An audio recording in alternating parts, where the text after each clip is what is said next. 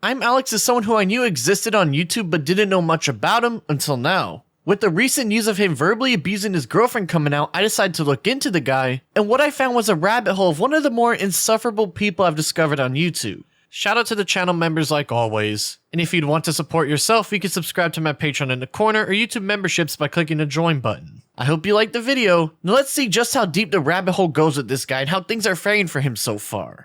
The first big controversy that Alex ever found himself a part of was the Slazo situation way back in 2019. To give a bit of context, on June 10th, 2019, Slazo's ex-girlfriend Che would put out a tweet longer basically accusing him of being a sexual harasser and using his fame and power to coerce her into favors and such. The DMs that were posted made Slazo look extremely bad as he looked to be some sort of stalker and pest, and the way they were written came off with a lot of implication and self-admittance without outright saying it. They seemed a bit suspicious, but a lot of creators back then jumped on the news because drama content makes for easy growth and money on YouTube, and you already know how this shit rolls, so I don't really need to go deep into that.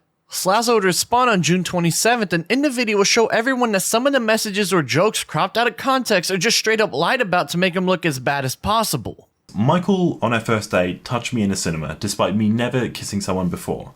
I assumed this was normal, although I was uncomfortable by it and let it happen. And now this confused me when I read it at first because it's not really how it happened. It's true that we did meet on our first date and we did go to the cinema. That much is true. And it was very awkward. We'd only talked online before that. Neither of us really knew what we were doing too well.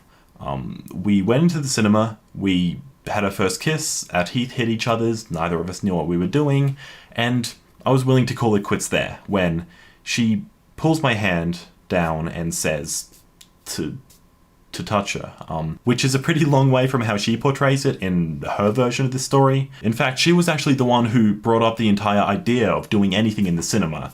It was her idea, and I had no reason to believe she wasn't as in on this as I was, so I'm not sure why she made it look like this. Also mentions later in the post that she's never been in a relationship before. This isn't the impression that I was under. I was under the impression from these screenshots here that she's had at least 2 boyfriends and 1 girlfriend before we ever met.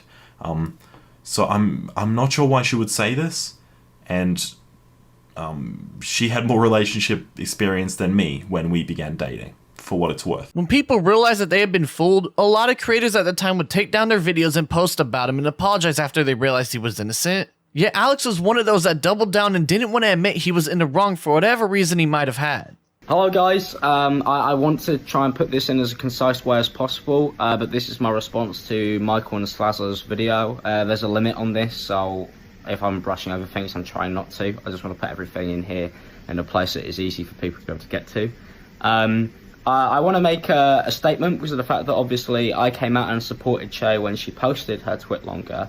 And obviously now Michael's video has come out where he's debunked some of the things that were put in there. First of all, I already knew that some of the screenshots that were used in Che's tweet longer were jokes. I was very much aware of that, but I never had an issue with that, and I want to make that clear. Stupid jokes are stupid jokes. I don't think that's the problem.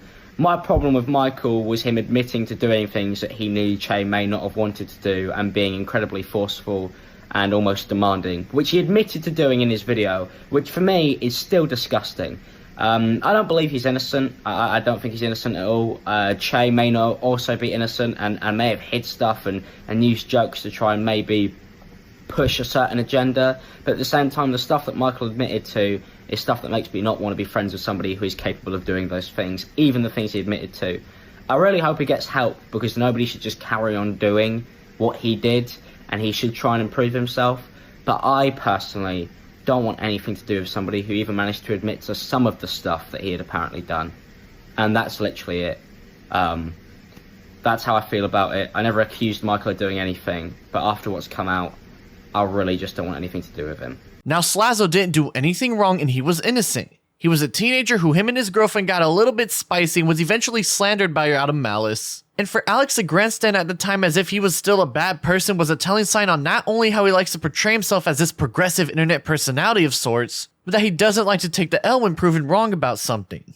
Well, it might have not just been because he can't take the L, as it came out later that Che's document was planned for about a month now, as leaks would show former YouTuber turned absolutely insane person Hyojin, Quiet, and ImAllexx were in a group chat reading up on the process of its creation and chiming in on how the final product would look, showing that this was all he planned by people who didn't like him to absolutely ruin his internet career. The fact that Slazo and Alex lived together and worked on stuff in the same household only to plan and backstab him like this was insane. And when looking into this, it taught me a lot about how Alex likes to operate in his online career. This is a person you gotta be very wary about. And so while his online career would continue to grow, he lost the trust of a lot of people, both friends and YouTubers, after all this went down. Alex would get trashed on for continuing to support the proven to be false allegations against Slazo, and on July 18th would put out an apology for his involvement in spreading the news around and being stubborn and not admitting he was in the wrong despite all the proof being out there for over a month now. However, a lot of people contribute this to him trying to salvage his reputation, as he was exposed for being one of the main orchestrators behind the slander campaign and was losing subscribers on YouTube. So whether you believe this is genuine or not is up for you to decide, given he kept it up for so long.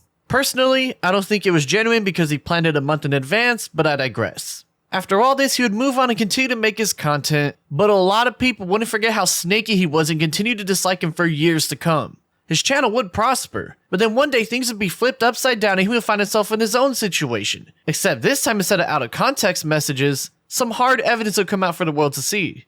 On June 9th, 2024, Twitter user Samuel will catch one of Alex's ex-girlfriend Alice making cryptic posts about former abuse she went through and liking comments that hinted it was Alex that was abusing her. While there was nothing to this at the time, and those who noticed mainly just kept an eye out and nothing more, those that were doubting will be proven wrong, as Alice would reply to a message confirming that it was about him, but she'll talk about it when she's ready. On June 15th, she would do exactly that, going on to post a message on Twitter and a link to a Google Drive to show everyone everything that she had been through when she was dating him. The most important part would be the Google document that Alex wrote up to show the most damning pieces of information about Alex. She would open up and immediately get into it by talking about how almost instantly into the relationship last year he would get verbally abusive and say some pretty nasty things to her, before going on to show him being very needy in a very annoying and manipulative way. She would then show off an argument between the two of them that mainly comes off like the both of them slinging words at each other in anger, and this would evolve into Alex saying "fuck you" over and over as he raged on with insults to make her feel bad. They would continue to argue as it became clear Alex was fuming over this argument between one another. And more of the same would be shown of Alex kinda just being a dick to his girlfriend for what seems to be no reason at all as things waned off for the night. While in normal deep dives on the channel I go through each and every single thing, a lot of the messages between one another are more the same, and it was clear that while both seemed to be heated, Alex was clearly the aggressor as he seemed adamant on making Alice submit by saying whatever he could to shut her down or make her act out. Their conversation would eventually end up on Discord with him telling her to die repeatedly as she tried to reason with him, with her reminding him how he would tell her to KYS despite knowing she had mental health issues like that in the past before. Alex would constantly just say the nastiest stuff he could to evoke a negative reaction out of her out of genuine spite and malice during his fits of rage. And even during a moment where she was talking about her dream to become a Twitch streamer, he would call her dumb for thinking that, as the market is extremely oversaturated and borderline impossible to get into without help from other people. He kinda just comes off as a complete asshole for no reason at all. And even though Alice was arguing back, it was clear this was in defense of herself rather than trying to beat him down, unlike how he's been trying to do so himself to her throughout the relationship. This kind of verbal abuse would continue, with Alex even saying the N-word with the soft A and tell her to KYS some more. And while I don't really care about the soft A stuff given I've grown up around it my entire life through school and such, it's just extremely funny seeing someone who promotes themselves as such a progressive person saying words that would get them in big trouble like this.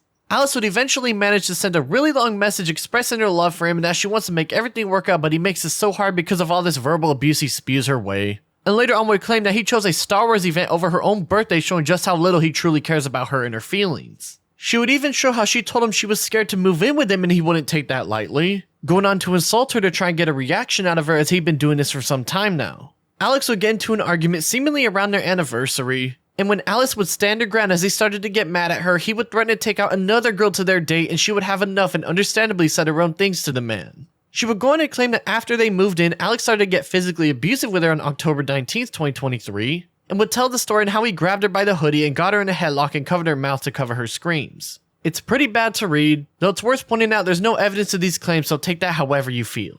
Alice will end up showing messages after telling her parents how Alex had been treating her, with the both of them basically saying he'll leave and that he'll get worse and worse now that he started to get physical with her. She would eventually get fed up on December 28th and leave him after he wasn't helping her clean the house, in which he would allegedly kick her on her way out and would again get into an argument as he continued to insult her. She would say that he ripped her keyboard apart and show that even though he claimed he accidentally dropped her monitors and was sending them back to her, It was clear that he struck them as seen by the second picture, in particular by the strike marks in the middle.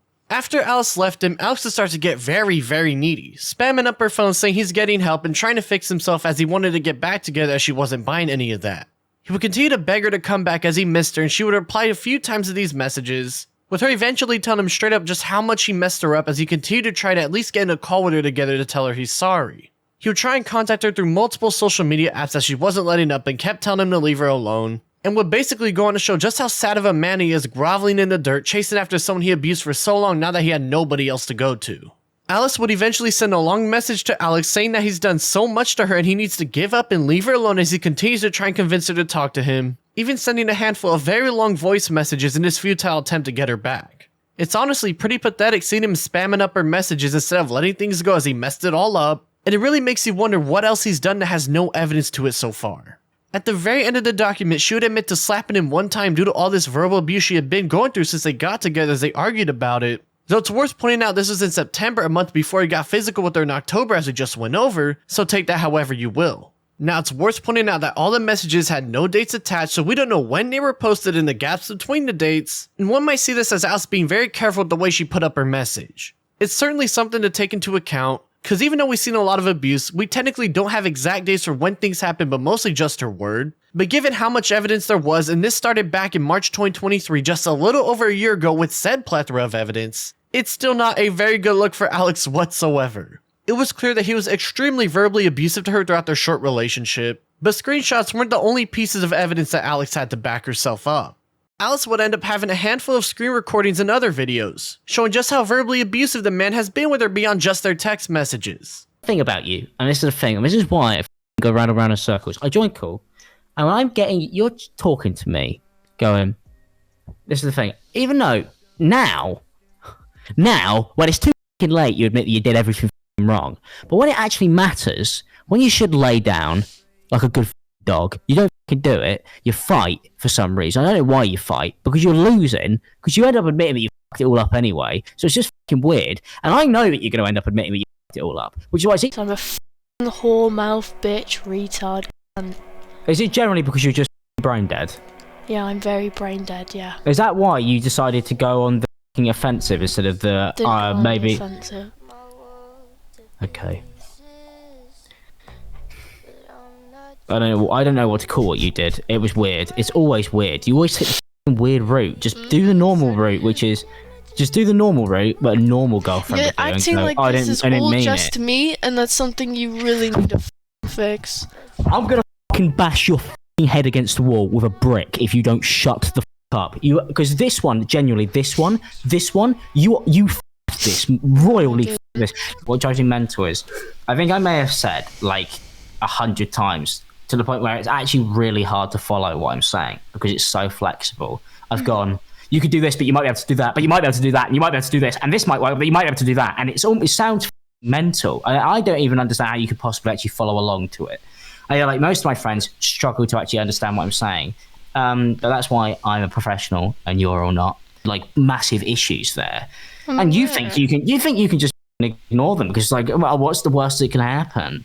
I don't know. Your boyfriend's a famous internet celebrity and doesn't trust these people because he has to keep his circle small, because you might not have anything to lose, because your life might be down the drain, but I still have quite a lot that I would like to give. You're making it incredibly hard for me, just like Lewis did. Yeah, I hate all of you. You guys are like I can't make any videos of Paul Breach. She would even show off one of those moments where he was spamming up her DMs, showing just how pathetic Alex had gotten now that she left him and moved on to get a better life after the way he treated her for so long. She would even secretly record him ranting about her being insufferable and belittling her, showing yet another example of just how he treated her behind the scenes. Over what? I don't understand. It's not like you've got anything to be stuck up over. But for some reason something isn't good enough for you. You get to do whatever you fucking want all day. It's like, and then you look like a miserable fucking little cunt all the time. Like your face is annoying to look at, like when I come downstairs.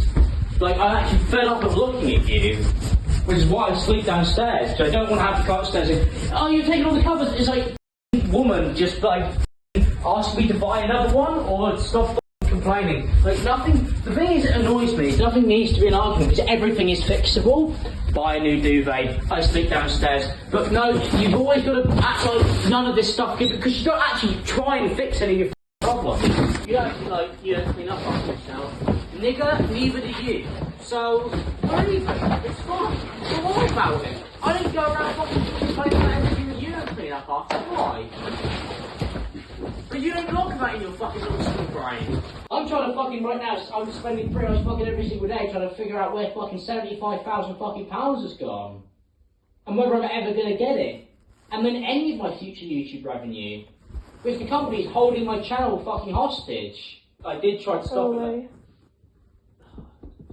Go away, just go away. The last thing would be a 25-minute recording Alex sent her after they broke up of him mainly just rambling on. That which is basically one of his multiple attempts to try and get her back on his side in a very pitiful way, as it was obvious she moved on and he hadn't. And given how badly he treated her, I don't blame her for not falling for it. And instead of like apologizing, I've been trying to just be like, oh no, look, I'm good now. Like, I'm perfectly fine now. I'm like a person. Everything's great. And I realise that must come across as like so dismissive to you. Or also like, why is he doing that stuff now? Why is he being like this now? Why couldn't he have been like this back then? And I would wake up a lot of the times when I was with you and I'd think, I knew that I didn't deserve to still be with you. And instead of fixing it, I was just like, oh, I've already f***ed it anyway. I became worse. Like, I sabotaged it. And it was intentional, because I knew that I was being shitty. And I just thought, oh, it's already too late. You know, I had, oh, fuck, my toe. Oh, Jesus Christ. The only thing I had going was making YouTube videos and you. And, that's why for the first, 3-4 months, I was just, constantly obsessed. And then I did try to make it more healthy. That's why I started playing games with my friends. But even then, I started to do that at the point where I should have been giving you more attention. I was doing everything in the wrong order. And for the wrong reasons. And with work and stuff, I know that you were just trying to enjoy it. And I was making it unenjoyable for you because I wasn't having fun. So I believed that everybody else shouldn't have fun and that you shouldn't have fun. And that I convinced myself that life is miserable and life is putting up with stuff. And, I just remember moments with you where I was my happiest and, sat in your bedroom, just me and you, just lying there together.